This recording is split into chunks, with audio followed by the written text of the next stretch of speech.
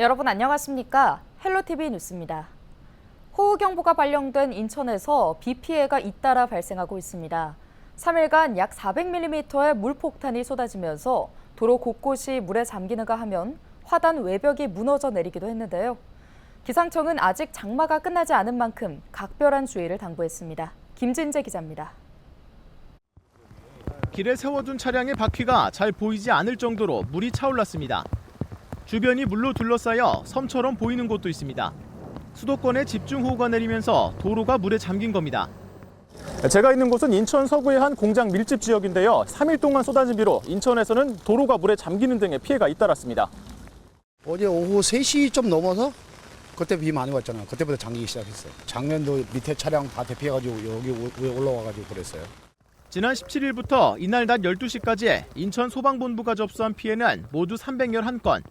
같은 인천에서도 지역에 따라 강수량 편차가 커 강화와 서구, 중구 지역에 피해가 집중됐습니다. 지난 16일 0시부터 18일 오후 1시까지 강화군의 누적 강수량은 397.6mm로 인천에서 가장 많았고 서구와 중구도 각각 322mm와 287mm를 기록했습니다. 특히 집중호우와 함께 강풍주의보가 발령됐던 강화군에서는 18일 오전 10시쯤 아파트 화단 외벽이 붕괴되는 사고가 발생하기도 했습니다. 같은 기간 계양구에는 232mm의 비가 내려 도로와 반지하 주택, 상가 건물 등이 침수되는 피해가 발생했습니다. 지난 16일 화요일부터 저희 구에서 이제 24시간 호우 대응 체계를 계속 유지하고 있고요. 저희가 이제 신속하게 현장 확인해서 긴급 복구 등 적절한 조치를 했고요. 토사 유출이나 가로수 전도 등 일부 피해가 있었는데 현재 모두 복구 완료됐고 인명 피해는 아직까지 접수된 것은 없습니다.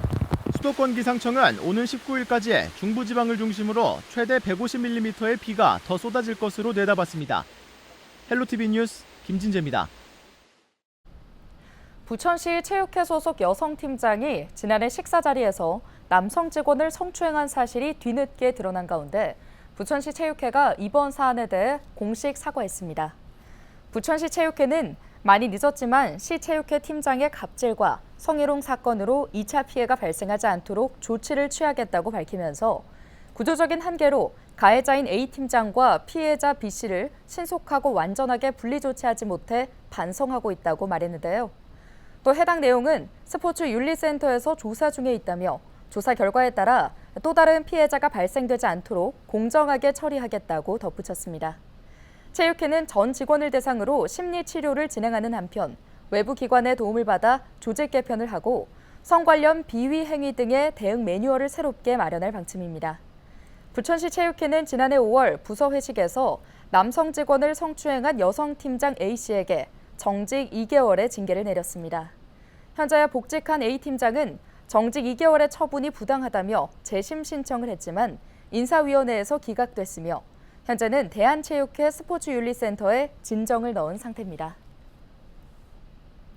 부평구가 노인 의료돌봄 통합지원 기술지원형 시범사업을 본격 추진합니다. 보건복지부 공모사업인 노인 의료돌봄 통합지원 기술지원형 시범사업은 의료와 건강관리, 돌봄 서비스 연계를 위한 시스템과 국민건강보험공단과의 협업체계를 구축하는 사업인데요. 구는 지난 5월 공모사업에 선정됐으며 세 차례 컨설팅을 통해 실행 계획을 수립하고 올해부터 시범사업을 추진할 계획입니다. 부천시가 외국인 투자유치 전담기관인 인베스트 코리아와 업무 협약을 맺었습니다. 이로써 부천시와 인베스트 코리아는 부천 대장도시첨단산업단지의 외국인 직접 투자 유치를 위한 활동과 사절단, 상담회 등을 공동 추진할 계획인데요. 인베스트 코리아는 대한무역투자진흥공사 코트라에 설립된 국가투자유치기관으로 외국 기업들을 대상으로 국내 투자 상담과 실행, 사후관리 등 포괄 서비스를 제공합니다. 부천시가 아동과 장애인 등 취약계층을 대상으로 지역사회 서비스 투자 사업의 이용자를 모집합니다. 지역사회 서비스 투자 사업은 이용자에게 사회 서비스 이용권을 발급해 원하는 서비스와 기관을 선택해 이용하도록 하는 수요자 맞춤형 복지 사업인데요. 희망자는 다음 달 1일부터 일주일 동안 행정복지센터에서 신청하면 되고 선정된 대상자는 오는 9월부터 1년 동안 서비스를 이용할 수 있습니다. 계속되는 비로 전국적으로 피해가 잇따르고 있습니다. 그런데 최근 폭우는 짧은 시간 좁은 지역에 집중되는 현상이 잦아지고 있는데요. 이 때문에 저지대는 물론 침수 위험 범위가 넓어져 각별한 주의가 요구되고 있습니다. 김호 기자의 보도입니다. 은평구 불광천입니다. 단 2시간 만에 내린 폭우로 하천 물살은 폭포수처럼 변했고 급증한 수위로 둔치 출입이 전면 통제됐습니다. 17일과 18일 이틀간 내린 집중호우로 서울 동부 간선도로가 이틀간 양방향 통행이 차단됐습니다.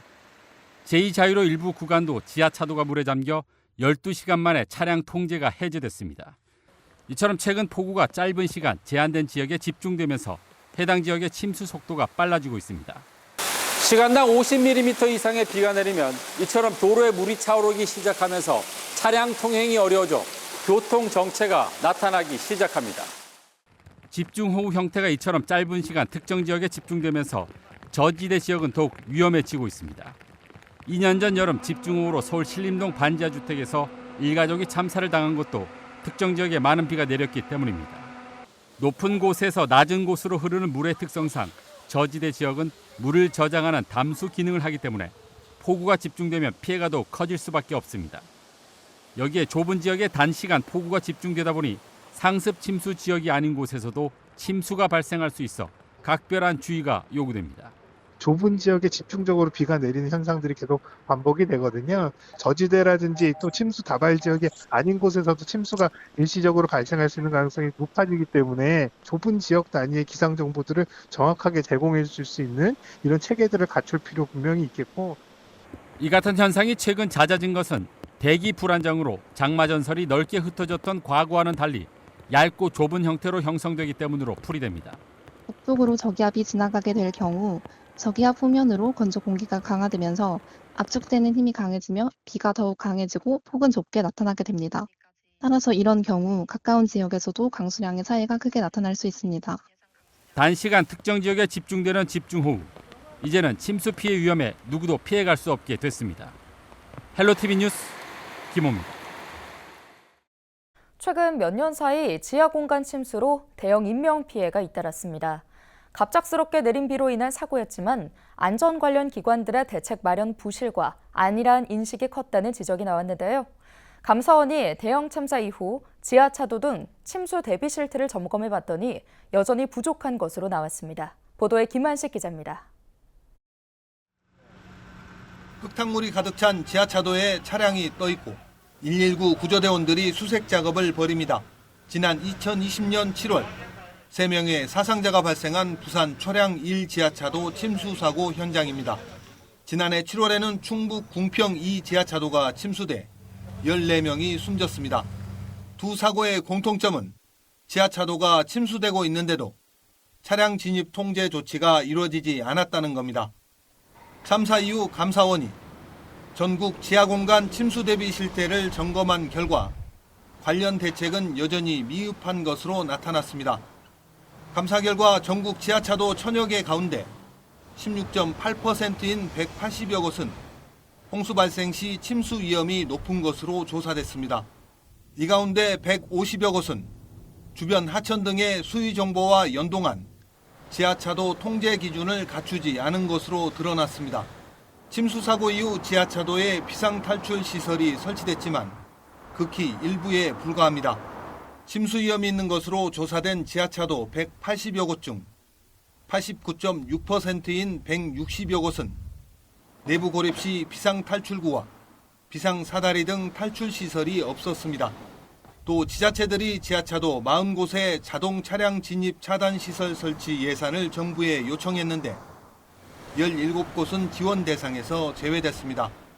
사고 발생 당시 정부와 각 지자체가 재발 방지책을 발표했지만 안전대책 실현은 여전히 미흡한 실정입니다. 재난 관련 예산을 투입을 해야 되는데 그 관련 예산도 계속 삭감되고 있는 추세고, 재난이나 재해와 관련돼서 예방 사업에 일단 우선순위가 될 수 있도록 제도화하는 방안도 필요해 보입니다. 감사원은 이번 감사 결과를 토대로 행안부와 환경부, 국토부 등의 관련 조치를 요구했습니다. 헬로티비 뉴스 김한식입니다. 집중호우로 피해가 이어지고 있는 가운데 인천과 경기 지역 32개 학교가 학사 일정을 조정했습니다. 인천에서는 초등학교 1곳과 중학교 3곳, 고등학교 4곳 등 모두 8개 학교가 등교 시간을 조정했는데요. 경기도는 초등학교 1곳이 휴업했고 9개 학교는 단축 수업을 실시했습니다. 중학교 5곳과 고등학교 8곳 등 14개 학교는 등교 시간을 조정하기도 했습니다. 한편 집중호우로 수도권 지역 교육기관에서 발생한 인명피해는 없었지만 26곳에서 시설 피해가 발생했습니다. 경기 지역에서는 유치원과 특수학교를 포함해 모두 17개 학교에 물이 샜고 서울은 6개 학교가 누수, 1개 학교가 부분 파손 피해를 입었습니다. 인천은 2개 학교가 침수와 부분 파손 피해가 발생했습니다.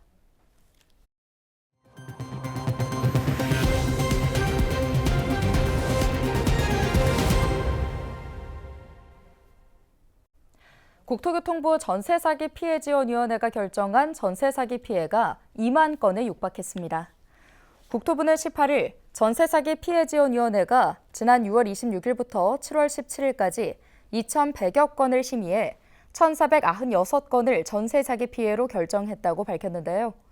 전세사기 피해지원위는 지난해 6월 출범 이후 현재까지 2만 5천여 건의 전세사기 피해 신청을 심의했습니다. 이 중 19,600여 건을 전세사기 피해로 결정했습니다. 김포시가 서울시와 김포 서울 통합을 위해 만든 공동연구반 운영을 지속하며 통합 추진 준비를 이어가고 있습니다. 김포시는 지난해 11월 구성한 김포 서울 통합 공동연구반이 지난달까지 모두 4차례 회의를 갖고 행정구역 통합으로 발생하는 재정과 행정기구, 사무권한 변화 등 다양한 변화에 대해 면밀히 분석했다고 밝혔는데요. 김포시는 5차 회의부터 시민 삶에 밀접한 분야에 대한 검토를 이어갈 계획이며 22대 국회 특별법안 재발의와 내년 상반기 이전 주민투표도 함께 추진한다고 덧붙였습니다. 인천 지역 수련병원들이 의료 공백 최소화를 위해 전공의 모집에 나섭니다. 현재 인천의 수련병원 11곳의 전체 전공의는 541명인데요. 이 중 91.5%인 495명이 미복귀한 상태로 모두 사직 대상입니다. 병원별로는 길병원이 191명, 인하대병원 155명, 인천 성모병원 90명 등인데요. 이에 따라 병원들은 전공의가 계속 복귀하지 않을 경우 집단 사직 처리와 함께 오는 9월 사직 전공의만큼의 인력 충원을 위한 대대적인 전공의 모집을 진행할 예정입니다. 길병원의 경우 현재 미복귀 전공의로 인한 결원 인원과 기피과에 대한 보충 인원 등을 합산해 오는 9월 하반기 전공의 모집에 필요한 인원을 확정할 방침입니다. 인하대병원도 지난 상반기 전공의 모집에서 채우지 못한 정원 40명을 포함해 전공의 모집에 나설 예정입니다. 다만 아직 전공의들의 사직 여부를 결정하지 못했기 때문에 모집 인원에는 일부 변동이 불가피할 것으로 보고 있습니다. 인천에서 올해 첫 말라리아 경보가 발령됐습니다. 질병관리청은 7월 1주 말라리아 매개 모기인 얼룩날개 모기의 밀도를 조사한 결과 강화 지역 모기 지수가 5.9로 2주 연속 5.0을 넘어 말라리아 경보를 발령했다고 밝혔는데요. 앞선 6월 마지막 주에는 10.7이었습니다. 말라리아 주의보가 발령된 상태에서 2주 연속 모기 지수가 5.0 이상을 기록한 지자체에는 확산 예방을 위해 말라리아 경보가 발령됩니다. 현재 강화 지역 말라리아 환자는 올해 6월 기준 인구 10만 명당 12.97명으로 인천 전체 평균인 0.91명보다 높습니다. 같은 기간 전국 평균인 0.4명과 비교하면 30배 이상 차이가 납니다. 현재 인천시는 강화군 지역 얼룩날개 모기 서식지에 대한 방제를 강화하고 말라리아 예방 수칙을 적극 홍보하고 있습니다. 한편 말라리아는 7일에서 30일 정도의 잠복기를 거쳐 발열과 오한, 근육통, 설사 등의 증상을 일으킵니다. 경기도가 노동법 사각지대에 놓인 노동자들의 권익 보호를 위한 조례를 제정하고 18일부터 본격 시행합니다. 이른바 경기도 일하는 사람 권리보장 조례로 플랫폼 노동자와 특수형태 근로종사자 등 기존 노동관계법으로 충분히 보장받지 못하는 근로자를 보호하기 위해 마련됐습니다. 오늘 준비한 소식은 여기까지입니다. 함께해 주신 여러분 고맙습니다.